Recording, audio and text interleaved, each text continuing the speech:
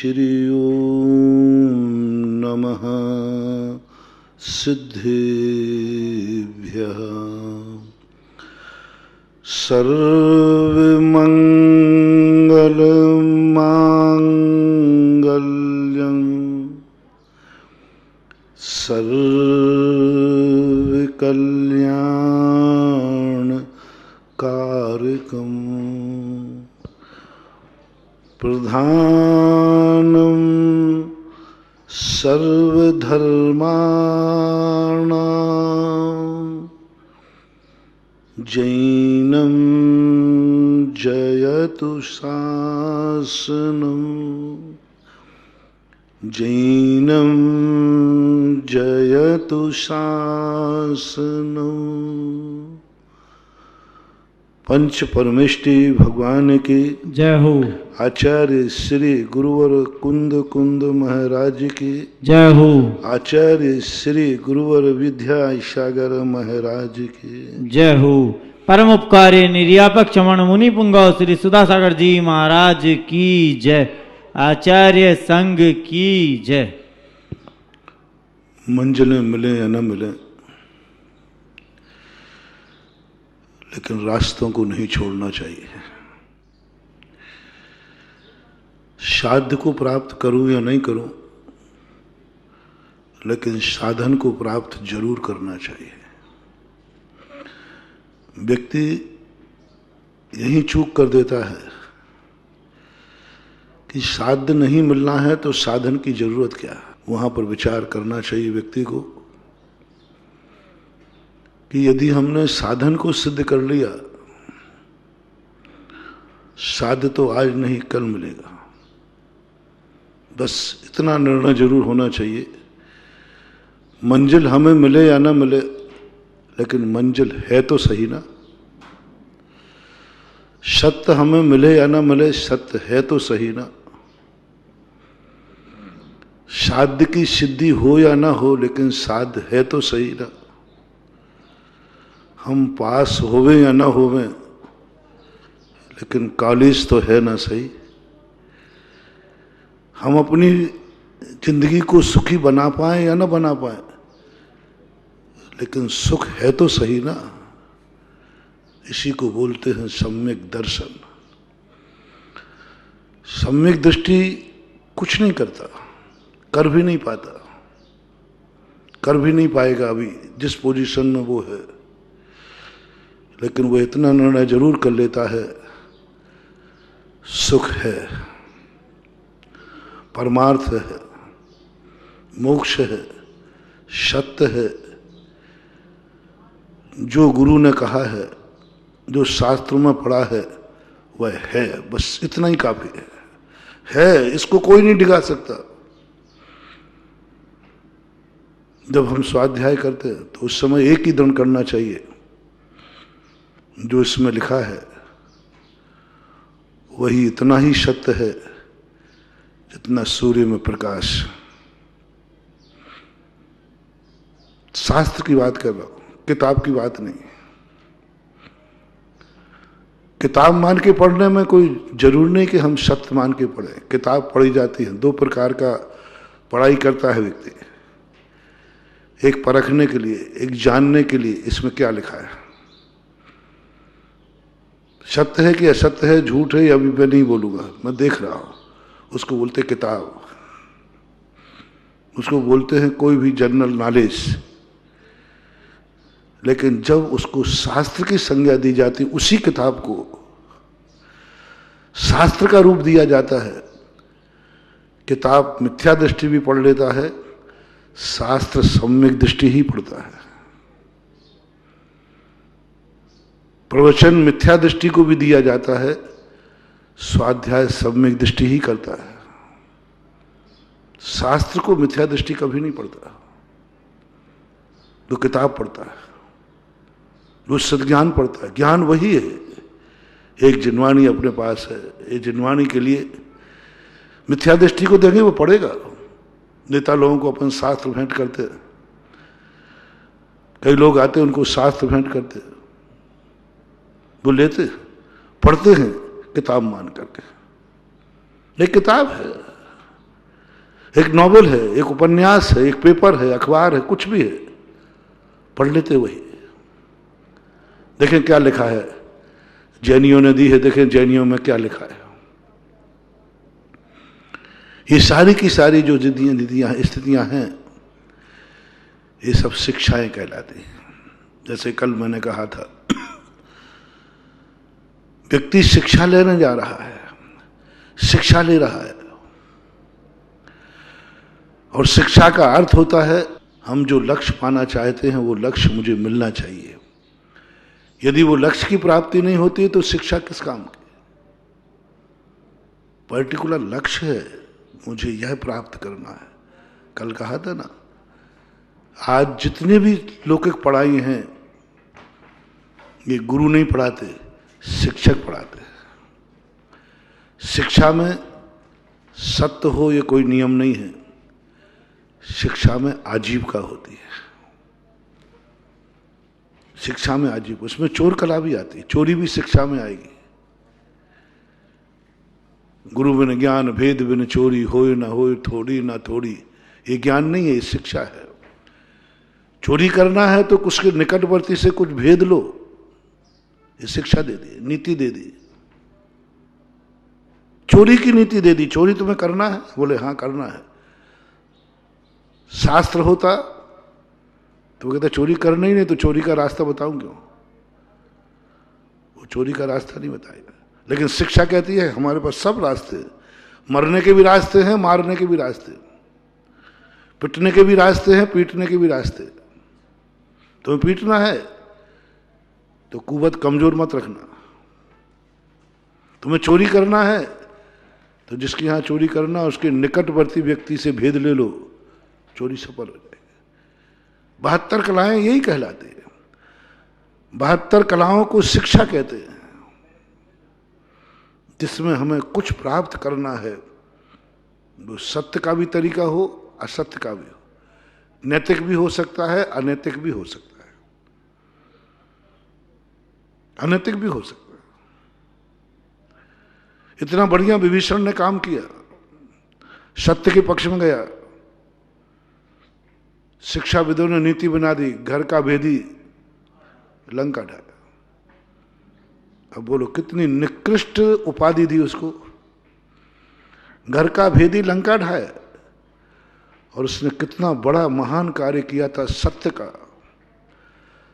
का साथ दिया, धर्म का साथ दिया, धर्मात्मा का साथ दिया।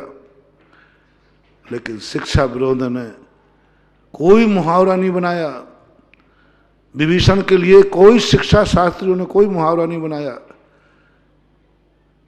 सत्य का पक्ष लेने के लिए। उसके बाद कहा घर का भेदी लंका ढाया। निकृष्ट उपाधि दे डाली, शास्त्रों ने नहीं, ज्ञानियों ने नहीं, गुरुओं ने नहीं, किसी भी गुरु ने विभीषण के लिए ये उपाधि नहीं दी।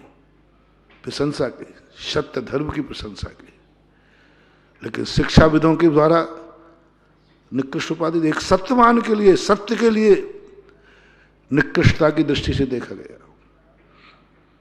तो जो शिक्षाएं होती हैं, नीतियां होती हैं, ये सत्य की तरफ कम ले जाती हैं, लक्ष्य की तरफ ले जाते हैं। और लक्ष्य भी वह नहीं जो त्रिकालिक सत्य है, लक्ष्य भी वह नहीं जो शाश्वत अविनाशी है, लक्ष्य वह है जो व्यक्ति बनाता है। शिक्षा कभी त्रिकालिक सत्य प्राप्त नहीं कराते। मैंने शिक्षाएं बहुत पढ़ी, नीतियां बहुत पढ़ी, नीति शास्त्र बहुत पढ़े, सोमदेव का नीति वाक्यामृत पढ़ा, चाणक्य की नीतियों को खूब देखा। शाश्वत सत्य की तरफ कोई शिक्षा नहीं दी गई। तुम इस तरफ बढ़ो, शाश्वत सत्य पा जाओगे। शिक्षा में लिखा है तुम इस तरफ बढ़ो, समस्या का समाधान मिल जाएगा, तुम अपने लक्ष्य में सफल हो जाओगे। युद्ध नीति शिक्षा है, शाश्वत सत्य नहीं है, शाश्वत सत्य नहीं है। इसलिए शिक्षा की दृष्टि से आज जितना भी ज्ञान है सब शिक्षा है। तुम क्या बनना चाह रहे? इंजीनियर बनना चाहता हो, बस इंजीनियर की पढ़ाई दिखाई जाएगी। जीवन के लिए क्या जरूरी है, जीवन के लिए क्या जरूरी है वो नहीं, तुम क्या बनना चाहते हो, बस बात खत्म है। तुम क्या बनना चाहते हो उसकी शिक्षा देना शुरू कर देंगे। जिंदगी में क्या सत्य है यह बात नहीं बताएंगे। इसलिए आज पूरे के पूरे दुनिया को गुरु नहीं कहा जाता। किसी भी कानून की डायरी में 2 अभिशाप हैं आज ज्ञान जगत के लिए। इस कलयुग में 2 अभिशाप मिले। सतयुग में चाहे लौकिक शिक्षा हो चाहे पारलौकिक, गुरु देते थे, गुरुओं के द्वारा मिलती थी। लौकिक गुरु पारलौकिक गुरु कहते थे गुरु, क्योंकि गुरु वह नहीं सिखाएगा जो तुम सीखना चाहते हो, गुरु वह सिखाएगा जो वो सिखाना चाहता है। शिक्षक पूछेगा क्या पढ़ना है, तुम्हारी रुचि पूछेगा, वो पढ़ा देगा। गुरु के पास जाओगे तो वो तुमसे नहीं पूछे क्या पढ़ना है, मैं जो पढ़ा रहा हूं वो पढ़ो। एक कहीं संस्मरण पढ़ा था कि राम और लक्ष्मण जब गुरु के पास पढ़ने गए तो लक्ष्मण की इच्छा थी कि मैं शस्त्र विद्या राजनीति सीखूं क्योंकि मैं राजकुमार हूं, और गुरु वह है जो वो सिखाना चाहता है वो सिखाएगा, तुम्हारे मन माफिक नहीं। डॉक्टर वैद्य में ही अंतर है। वैद्य कहता है मैं जो खिलाऊं वो खाना पड़ेगा, तो पढ़ना चाहते थे। बोले भैया ये कोई पीरियड है क्या, देखो क्या क्या काम सिखा, लकड़ी बीन के लाओ ये भी एक पीरियड है, कंडे थापो कंडे इकट्ठे करो ये भी पीरियड है, मटके बनाओ ये भी पीरियड है, कपड़े बनाओ ये भी पीरियड है। ये क्या तमाशा है। गुरु जी को बताओ कि हम लोग दशरथ नंदन हैं, दशरथ राजा के पुत्र हैं, ये मेरी जिंदगी में कब काम आएंगे, क्या काम आएंगे मेरी जिंदगी में। मेरी जिंदगी में आएगा शस्त्र, राजनीति, कूटनीति, ये सिखाएं। रामचंद्र जी कहते हैं लक्ष्मण हम किसी नीतिज्ञ और शिक्षा शास्त्री के पास नहीं अध्ययन कर रहे हैं। कोई नीति न्याय वाला शिक्षा शास्त्री अध्ययन नहीं करा रहा है, हमें गुरु अध्ययन करा रहे हैं। और गुरु का काम होता है, गुरु के पास जब अध्ययन करो तो अपनी इच्छा से नहीं पढ़ा जाता, गुरु की इच्छा से पढ़ा जाता है। महानुभाव यहाँ अपन एक मंत्र लेते चले, शक्ति लेते चले। जब भी तुम्हें ज्ञान चाहिए है अपनी इच्छा गौण कर देना, गुरु जो देगा वह मैं लूंगा। गुरु वह देगा जो मैं लूंगा, वो देगा वो लूंगा मैं। तुम्हारी कोई इच्छा है नहीं। और जब शिक्षा शास्त्रियों के पास जाओ जो शिक्षा देते हैं, शिक्षक और गुरु का अंतर क्या है। शिक्षक वह है जो जानता है, वैसा होता नहीं है। गुरु वह है जो जानता है, वैसा ही होता है।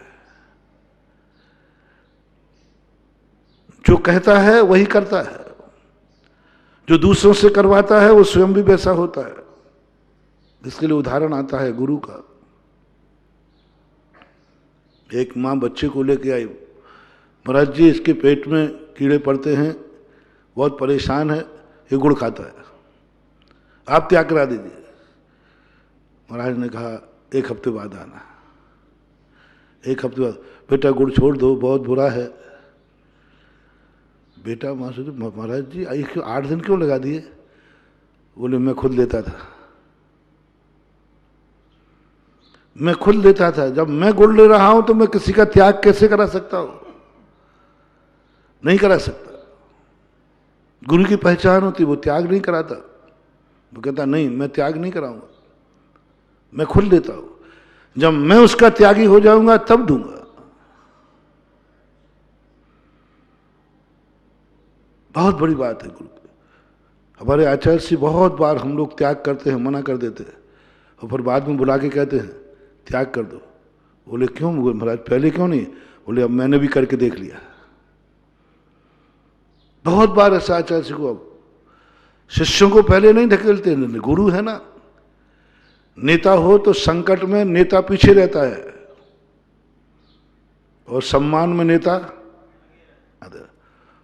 और गुरु संकट में आगे रहता है और सम्मान में पीछे रहता है। त्याग की बात आई नहीं, पहले मैं देखता हूं इसका रिएक्शन क्या है। शुरू शुरू में हम लोगों ने उस चटाई को छोड़ने की बात चर्चा चली, तो आचार्य ने कहा नहीं अभी नहीं।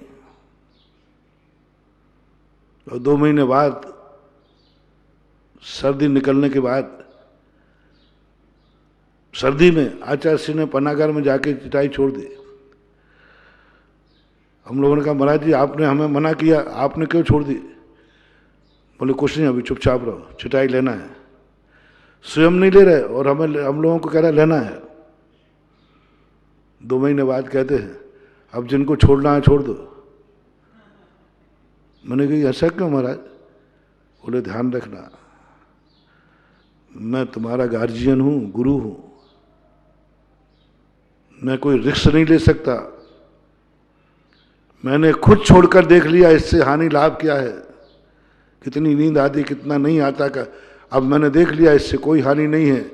इसलिए हम लोगों को ऐसा लगा कि वास्तविक गुरु का लक्षण यही है, वो स्वयं उतारता है।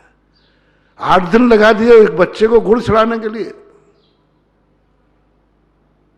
बस गुरु का सबसे बड़ी पहचान है, वो किसी भी चीज में शिष्य को नहीं ढकेलता, स्वयं आगे रहता है। कठिनाई का, रिएक्शन का, सब वो स्वयं अपने सिर पर लेता है। जब वो स्वयं अपना लेता है फिर वो नियम बनाता है, फिर वो नियम बनाता है। नियम जब ही बनता है जब गुरु उसका पालन कर लेते हैं। और कानून ऐसा नहीं है, कानून बनाने वाला कानून को मानता हो ये कोई नियम नहीं है, कानून का पालन करता हो ये कोई नियम नहीं है। रिश्वत में जो पुलिस पकड़ती है और खुद रिश्वत लेती है, कोई रिश्वत लेता है भ्रष्टाचार, तो भ्रष्टाचार में कौन पकड़ता है? करप्शन वाले आते ना, पुलिस वाले। जो करप्शन वाले आए रिश्वत खोर को पकड़ रहे हैं, वो भी रिश्वत लेते होंगे या ले सकते हैं कि नहीं? ले सकते। दूसरे को रिश्वत से पकड़ा, स्वयं रिश्वत ले रहे। दूसरे को पकड़ते हैं, स्वयं वही कार्य कर रहे हैं। इसलिए शिक्षक का कोई भरोसा नहीं, वो तद्रूप हो। जितने शिक्षक होते वे सब जो जानते हैं बस उतना ज्ञान दे देंगे, बस ये रास्ता है। उनके जीवन में वो अंश भी उतरा है कि नहीं, अंश भी उनके जीवन में आया है कि नहीं, मात्र ज्ञान है। इसलिए जो बड़े बड़े प्रोफेसर होते हैं वे इंजीनियर नहीं होते, वो फील्ड पे काम नहीं करते। वो कहते हैं मैं उपदेश दे सकता हूं, पढ़ा सकता हूं।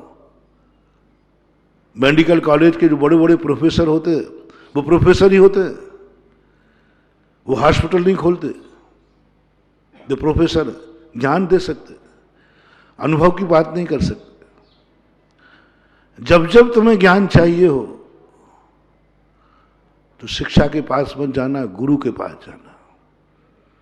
और गुरु के पास जाते समय यह ध्यान रखना, कुछ भी इच्छा लेके नहीं जाना। आज गुरु क्या देगा पता नहीं,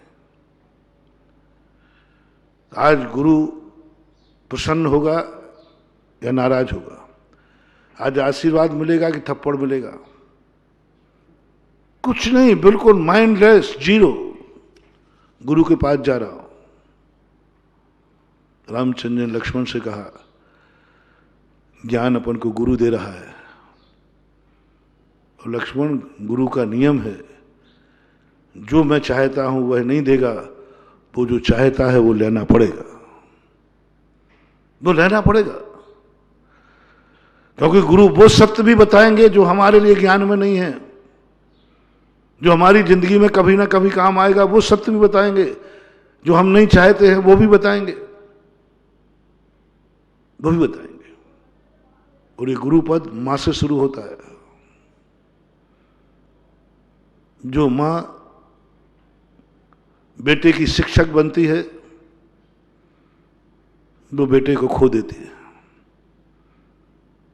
बेटे को शिक्षा देगी। शिक्षा कौन सी? मैंने पहले ही कहा, सामने वाला जो चाहता है, सामने वाला जो रास्ता पूछ रहा है, वो जो चाहता है उसकी शिक्षा दे दो आप, बस दे सकते हो। वो नहीं चाह रहा है तो शिक्षक कहेगा नहीं मैं नहीं पढ़ा सकता। वो इंजीनियर पढ़ने नहीं चाहता तो मैं कैसे पढ़ाऊं? वो तो डॉक्टर ही पढ़ना चाहता है, वो तो कॉमर्स पढ़ना चाहता है, वही पढ़ा देंगे।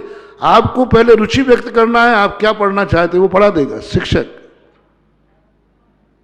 जो माताएं बेटे की अनुसार चलती, बेटा क्या चाहता है, बेटा की जिंदगी क्या इच्छा है, मैं हर बेटे की इच्छा पूरी करूंगी,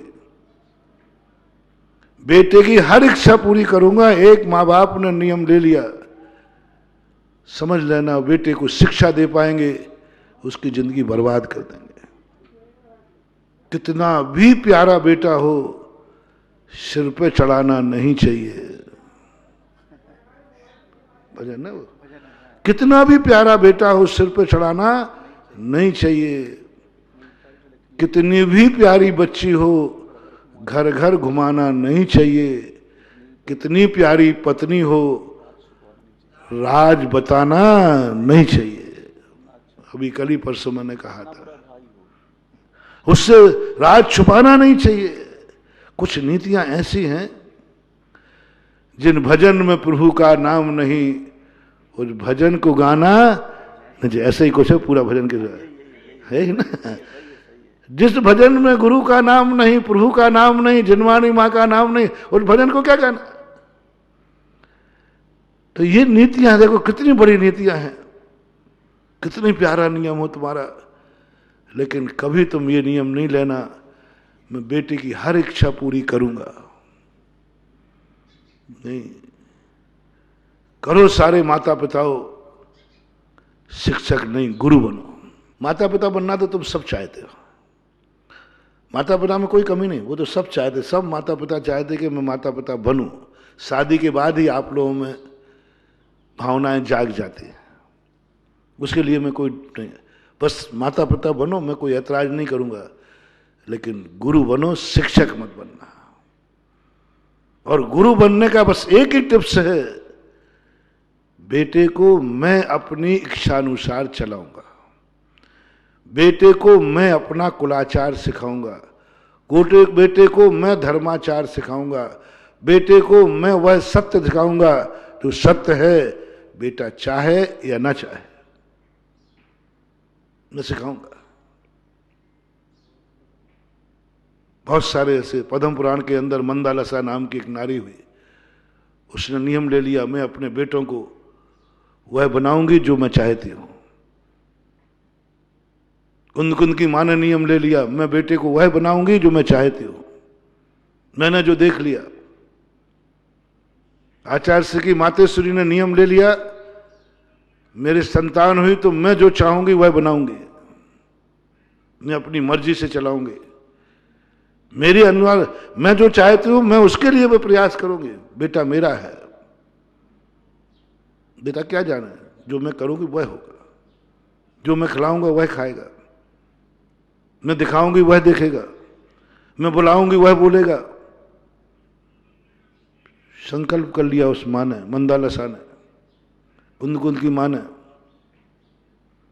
उसने वही कराया जो चाहती थी।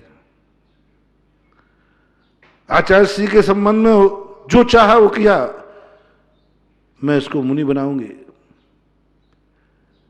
यहां आने में जो पूरा सहयोग दिया है माता ने दिया है, भावना दी। आज के लाडले बेटों के लिए आप लोग क्या कर रहे हैं, मेरा जो बेटा चाहेगा वो। बेटा ने कह दिया पापा यहां मन नहीं लग रहा है, मैंने ये देखा है, यात्री लोग आते ना तो आते ही कहते महाराज मैं 2-3 दिन रुकूंगा, और बस दूसरे दिन जाने के लिए आशीर्वाद ले लेते। मैं क्यों? बोले महाराज बेटे का मन नहीं लग रहा है। किसका मन नहीं लग रहा है? और बेटा कितना छोकरा है, छोटा सा। बेटे का मन नहीं लग रहा है इसलिए तीर्थ छोड़ रहे हो। बेटे का मन कहां लगेगा? हॉस्टल में, गार्डन में, पिक्चर में, टीवी में, दुनिया भर के जिन कामों में उनमें लगेगा, यहां नहीं लग रहा उसका मन। अब आप तो लाडला बेटा है आपका, आपने कहा महाराज बेटी की इच्छा तो पूरी करनी पड़ेगा। थोड़ी सी बात, बेटे का तो मन क्या भरोसा, कब किससे उछट जाए और कब किस में लग जाए। वो तो नादान है बेचारा। वो नादान है तो मूर्ख हो। नादान में और मूर्ख में अंतर है। नादान वह है जो कुछ जानता नहीं है, मूर्ख वह है जो जान करके भी अनजाना बन जाता है। जानता है लेकिन अनजाना बन गया, मोह आ गया ना, मोह आना मूर्ख है। तुम जान रहे हो कि ये मुझे असत्य की तरफ ले जा रहा है, लेकिन तुम इतने व्यामोहित हो जाते हो कि बच्चे की वह इच्छा भी पूरी कर देते हो जो बच्चे के लिए ठीक नहीं है। ठीक नहीं है। 90% बच्चे बिगड़ रहे हैं, उनके माँ बाप शिक्षक बन गए हैं। उनके माँ बाप बेटे की इच्छा करने को संकल्प ले लिया, मैं बेटे की हर इच्छा पूरी करूंगा। लाडला है ना, एक ही ठोल तो है ही। पहले ज्यादा होते थे तो बाप कह देता, ए छोकरो मैं किस किस की इच्छा पूरी करूं। मां भी कह देती 10 छोकरे थे, भोजन नहीं खाता, ये दाल नहीं खाना, ये सब, तो मां भर किस किस के 10 चीजें बनाऊं क्या? मैं किस किस छोकरे की इच्छा पूरी करूं? एक कहता सब्जी नहीं खाना, एक कहता दाल नहीं खाना, एक मैं किस किस की करूं? 10 लोगों। एक होता तो इच्छा पूरी करे, तेरे बाप ने 10 छोकरों को फटकार देती है। तेरे बाप ने 10 पैदा किए, मैं 10 की इच्छा कहां तक पूरी करे? चुपचाप खाना तो खाओ, नहीं तो एक झापड़ पड़ेगा। क्योंकि मां 10 की इच्छाएं पूरी एक साथ भोजन में कैसे कर सकते हैं? लेकिन अब तो वो बहाना भी गया। मां ये भी नहीं बोल सकती कि मैं 10 की इच्छा कैसे करूं। वो कह रहे मम्मी अब तो मैं अकेला ही हूं ना। नहीं, बेटे से कह दो मैं जिस गुरु का चेला हूं, तू भी मेरा चेला ही है। जब तक गुरु के पास नहीं पहुंचा, मैं जो चाहूंगा वो करना है। जहां मेरा मन लगेगा वहां तुझे रहना है। मैं तेरे साथ नहीं रहूंगा, ये तू मेरे साथ रहेगा। कहां से संस्कार शुरू हुआ है? आजकल बेटे बोलते हैं मम्मी पापा मेरे साथ रहते हैं। कितना अनर्थ हो गया। मम्मी पापा मेरे साथ रहते हैं, बस यहीं से विनाश चालू हो गया। और अच्छा बच्चा कहता है मैं मम्मी पापा के साथ रहता हूं। अंतर ज्यादा तो नहीं है ना? कितना अंतर है। आचार्य श्री मेरे ही संग में है। कैसा लगा? थोड़ा बात बदलना तो पड़ेगा समझाने के लिए। और मैं आचार्य श्री के संग में हूं। आचार्य श्री मेरे साथ यात्रा कर रहे थे। जैसे बोलूं, एक बार मैं शिखर जी गया, आचार्य श्री मेरे साथ वंदना कर रहे थे। आचार्य श्री मेरे साथ स्वाध्याय कर रहे थे। आचार्य मेरे साथ सामायिक कर रहे थे। पतन हो गया, विनाश हो गया। उस शिष्य का बेड़ा गर्क हो गया, डाउनफॉल चालू हो गया। गुरु तेरे साथ थे।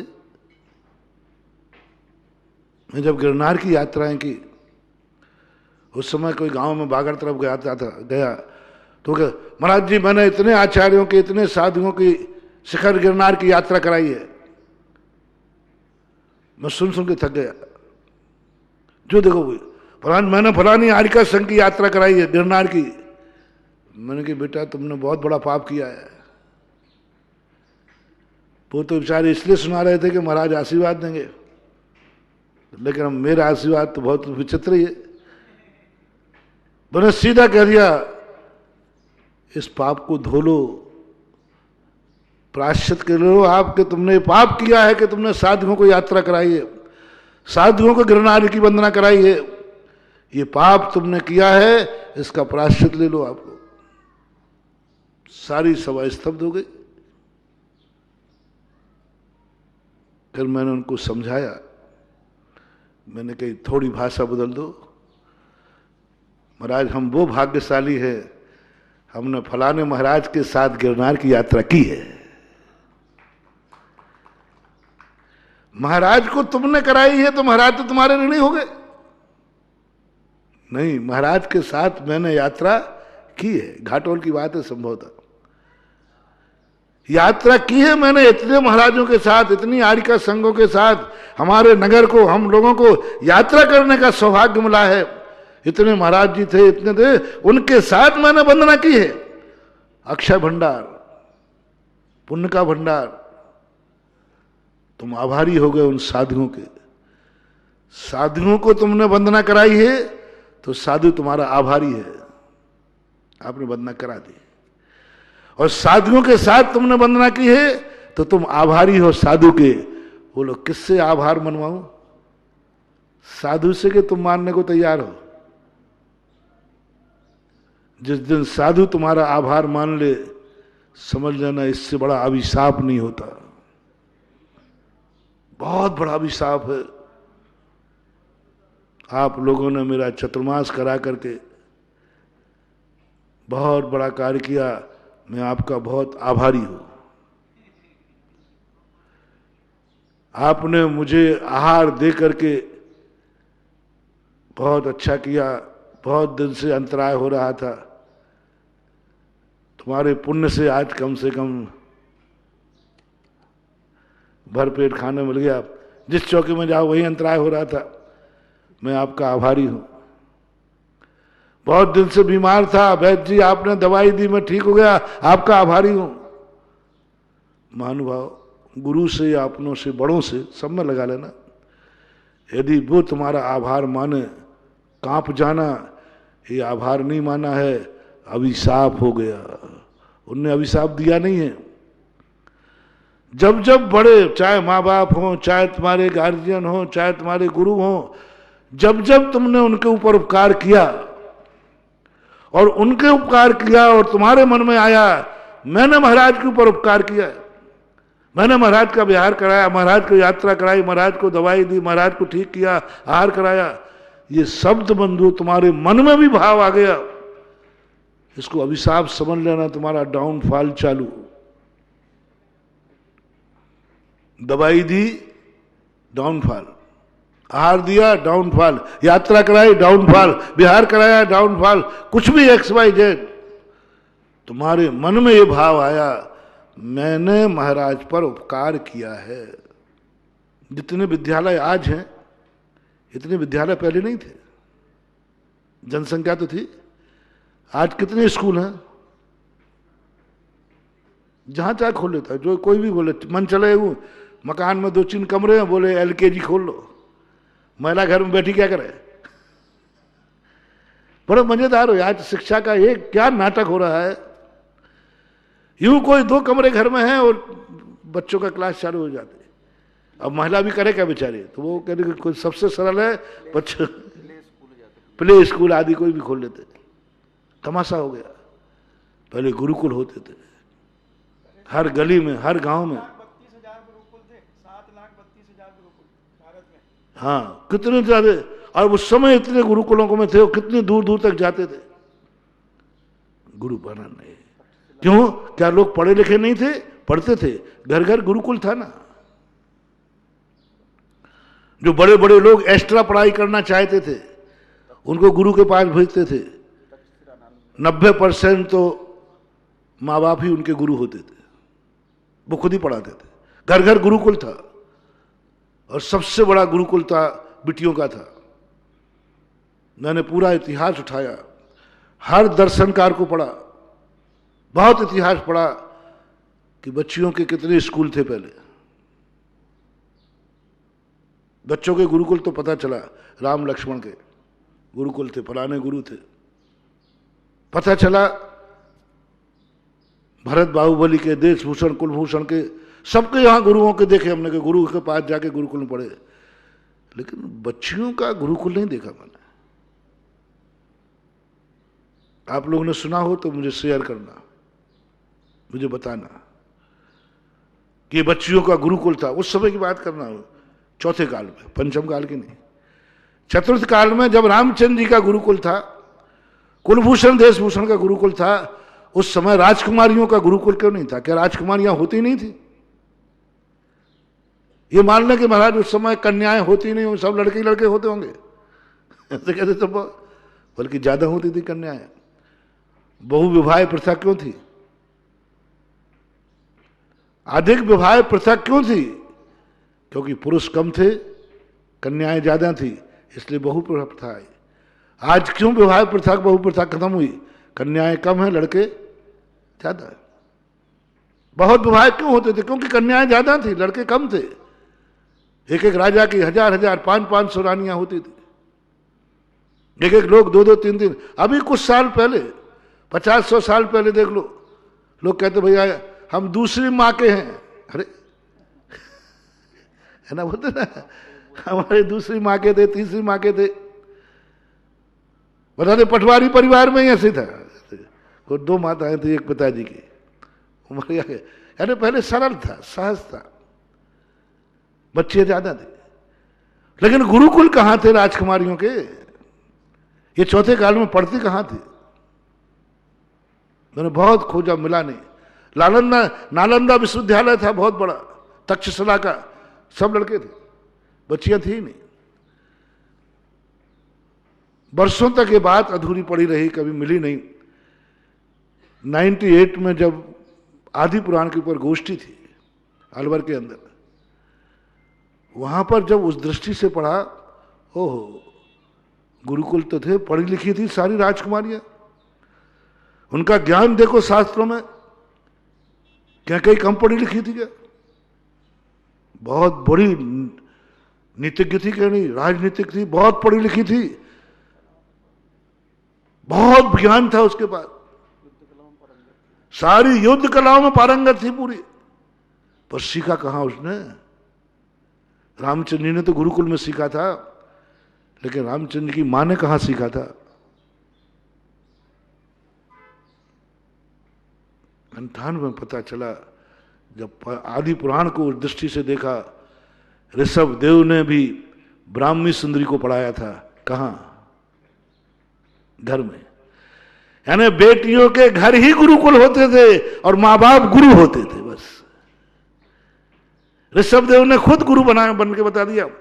बेटों को शिक्षा नहीं दी मुख करके, बेटों को ही पढ़ाया, लेकिन शिक्षा किसके नाम से प्रसिद्ध है दुनिया में?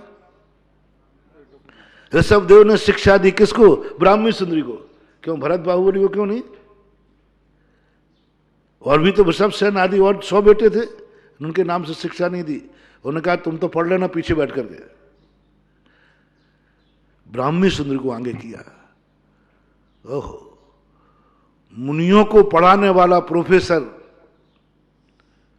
अनार का पढ़ा रहा है प्राइमरी की क्लास।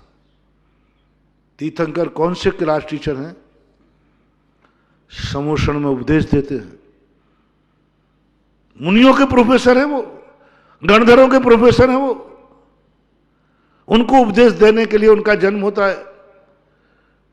पहला तीर्थंकर है दुनिया में। आज तक अनंत तीर्थंकर हो गए, ऐसे पहले भी हुए होंगे, लेकिन कितने तीर्थंकर हैं? एक भी तीर्थंकर ने आज तक वो कार्य नहीं किया जो ऋषभ देव ने किया। किन कारण से? बेटियों के कारण से। कभी मैंने इतिहास नहीं सुना, सभी तीर्थंकरों का चरित्र पढ़ा, किसी ने लौकिक पढ़ाई नहीं पढ़ाई, लौकिक पढ़ाई के लिए नहीं पढ़ाया, कोई इतिहास भी नहीं, कोई मिला भी नहीं। लेकिन ऋषभ देव पढ़ाने बैठ गए अनार का, पढ़ाने बैठ गए, 1 2 3 गिनती सिखाने बैठ गए।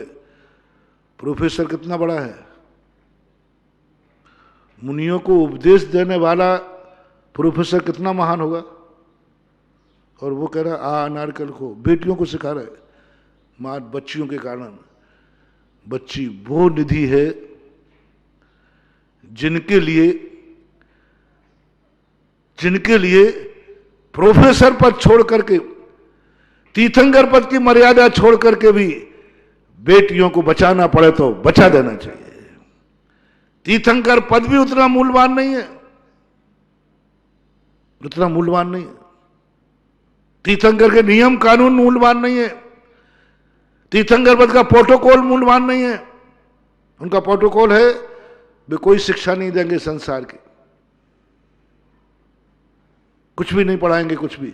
वो मात्र केवल ज्ञान के बाद धर्म की बात पढ़ाएंगे, इसके बाद कुछ नहीं पढ़ाएंगे। ये प्रोटोकॉल है उनका, नियम है उनका। लेकिन ऋषभदेव ने सारे प्रोटोकॉल दरकिनारे कर दिए, ना बेटियों के खातिर, ना बेटी के खातिर। उन्होंने कहा सारे कानून एक तरफ, बेटी की रक्षा एक तरफ। न बेटी का गुरु कौन बने। यदि ये दो बेटियां, क्यों कहा हुंडा और सर्पणी की देन इनको दोष में, क्योंकि तीर्थंकर को नीचे उतरना पड़ा। हर तीर्थंकर के यहां बेटे थे, 5 तीर्थंकरों को छोड़कर सबने गृहस्थी बसाई, सबके बेटे थे, होते आए।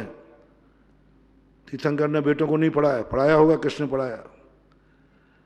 लेकिन जो बेटी हो गई, तीर्थंकर सोचते हैं ऋषभदेव अवध ज्ञानी हैं, मैं तीर्थंकर के नियम पालन करूं कि बेटियों की रक्षा करूं। बेटी को कौन गुरु हो सकता है, कौन गुरु हो सकता है। अवध ज्ञान से जानकर निर्णय करके बेटी का गुरु मात्र माता पिता हो सकते हैं, दूसरा कोई गुरु हो ही नहीं सकता। बेटी दूसरे के हाथ में सुरक्षित है ही नहीं। वही वाली कहानी, वरना बेटी कितनी भी सियानी हो, घर घर घुमाना नहीं चाहिए। ये ऋषभदेव का नारा था, अपन ने भजन में ले लिया। तुम कितने बड़े आदमी हो और बेटी कितने भी तुम्हारे यहां है, बेटी दूसरे के यहां से नहीं पड़ेगी। बेटी वो शिष्य है जिस पर किसी का भी मन फिसल सकता है, क्योंकि बेटी एक की होती है, स्त्री दुनिया की होती है। पिता बेटी की दृष्टि से देखेगा, दुनिया किस दृष्टि से देखेगा? नहीं। उन्होंने कहा यदि बहुत बड़ी शिक्षा थी कि यदि तुम बेटी के बाप बने हो तो तुम्हें गुरु बनना पड़ेगा। गुरु बनो, तुम जाओ पढ़ने के लिए दुनिया में। यदि जिनके यहां बेटियां हैं, लो ऋषभदेव का संदेश देता हूं कि वे पढ़ने जाएं, जो पढ़ाई बेटी को पढ़ाना है वो कॉलेज में भर्ती हो गए और पढ़ें, और पढ़ करके आए कि बोले तुम किस लिए पढ़ रहे हो?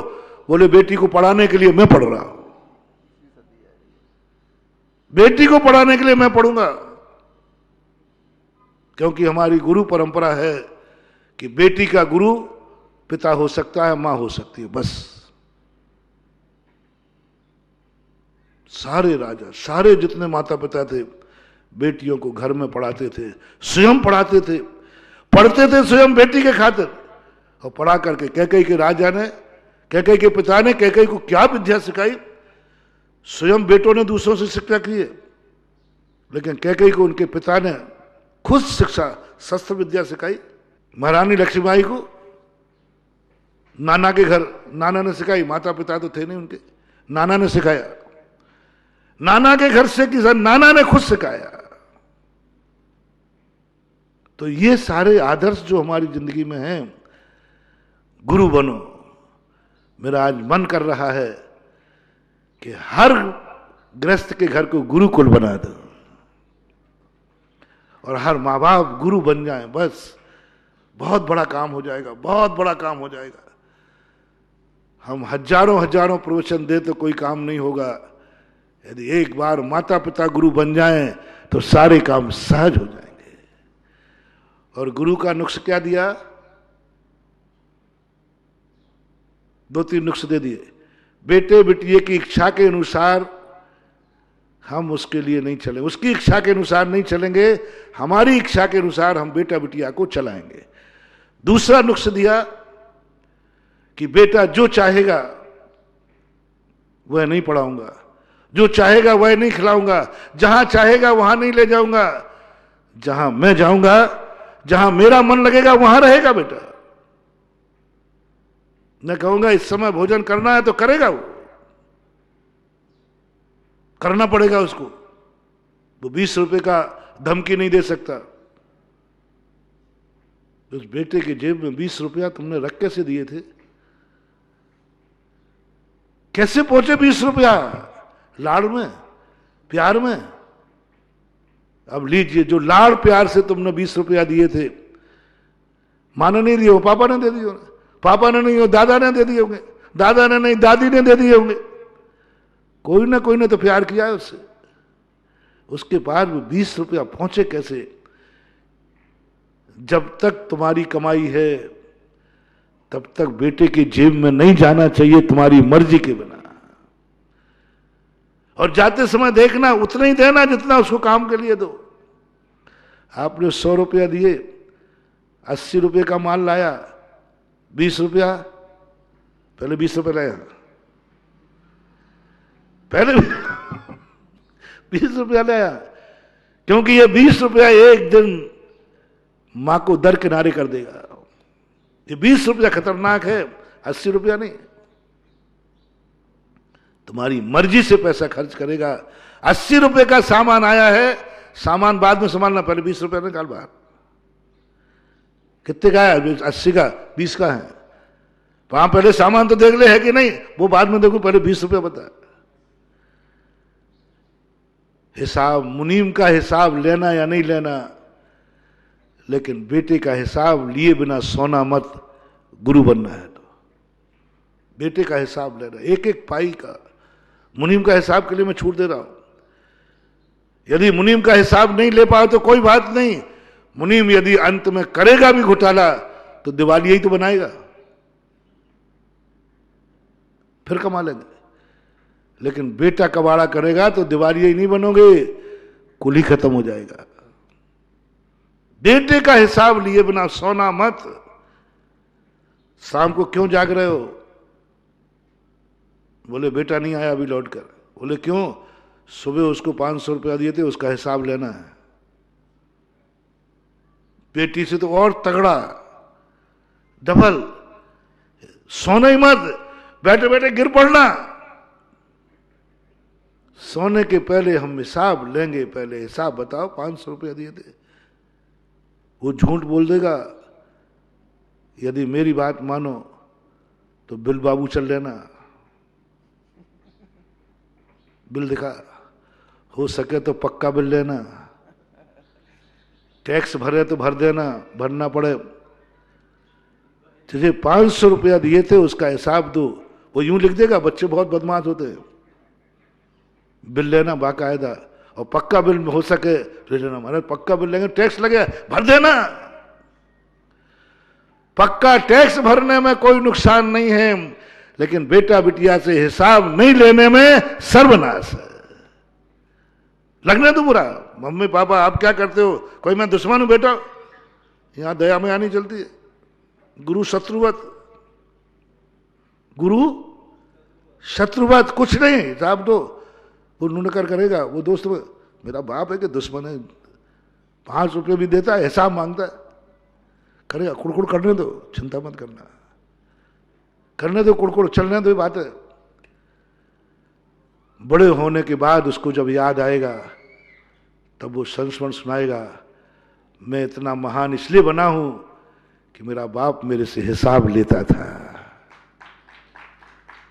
शुरू में तो बुरा लगेगा, लेकिन बड़े होने के बाद जब एक बिगड़ेगा और एक सुधरेगा तब उसका बना रखता है। इसलिए आप लोग बन जाओ गुरु, ज्ञान लो। बेटों से मेरा कहना है, मां बाप से शिक्षा नहीं, ज्ञान लो, ज्ञान लो। जब भी किसी से, रामचंद्र जी ने ज्ञान लेने नहीं भेजा था रावण के पास, शिक्षा लेने भेजा था।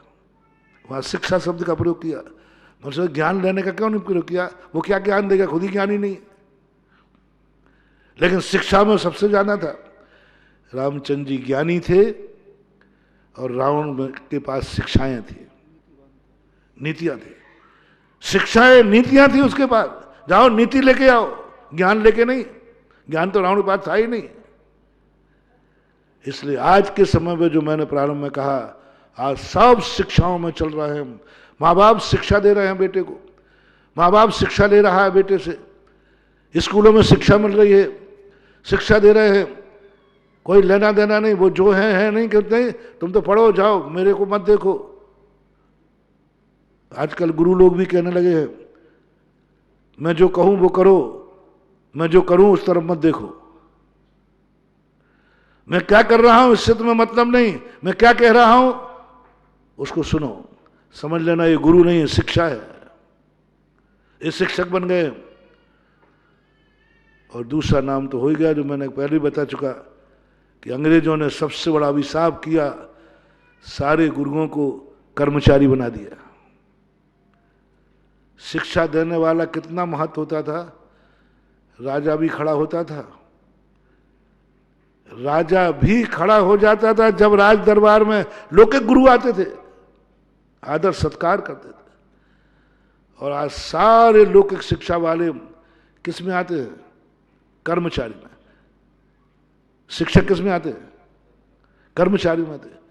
कर्मचारी क्या खाक पढ़ाएगा?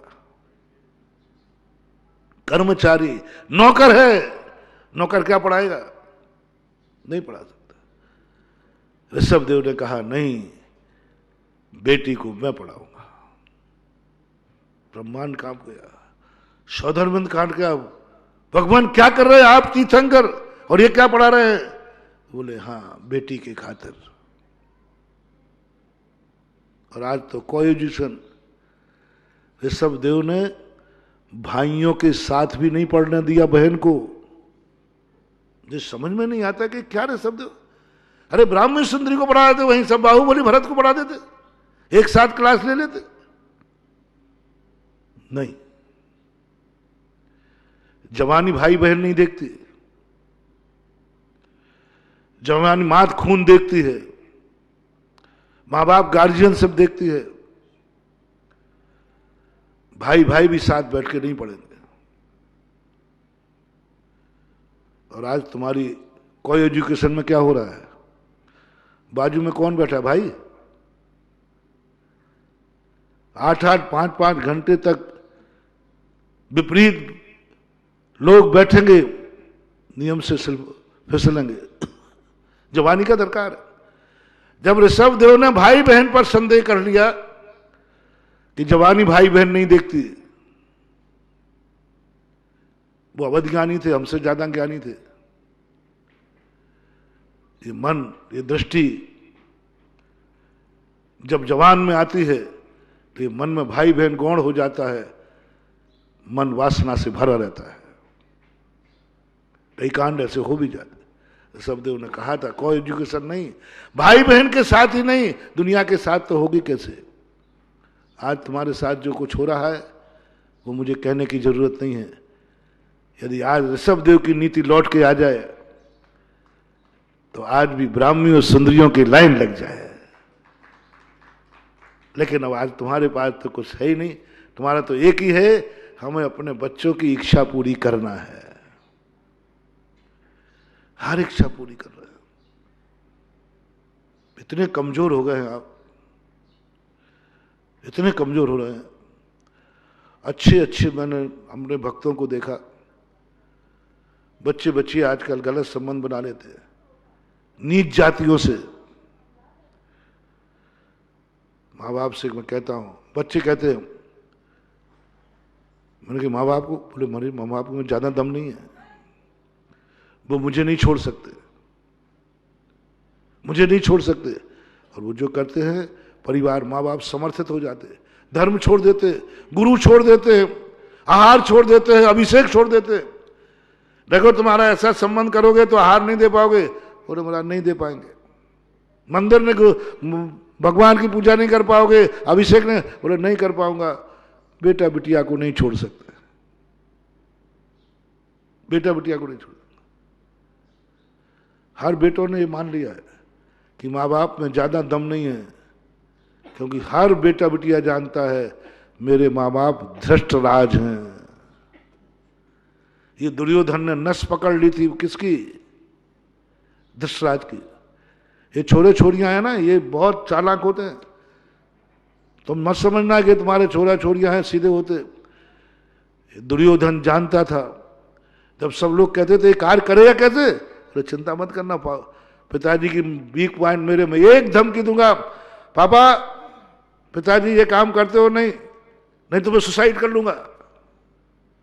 अब सुसाइड का नाम सुनते ही धृतराष्ट्र क्या करते थे? अरे नहीं बेटा ऐसा मत करना, कर रहा हूं।